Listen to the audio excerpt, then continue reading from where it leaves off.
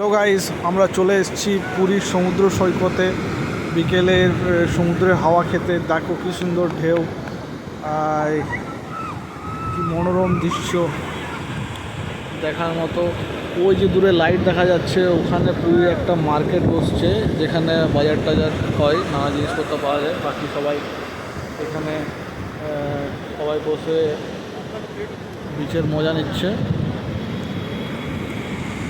এই সমুদ্রের ভয়ঙ্কর রূপ দেখো, কি দারুণ ঢেউ আসছে। আমি আরও আগে থেকে নিয়ে গিয়ে দেখাচ্ছি এই ঢেউ।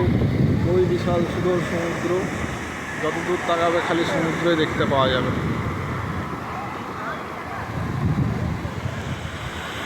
সবাই এখানে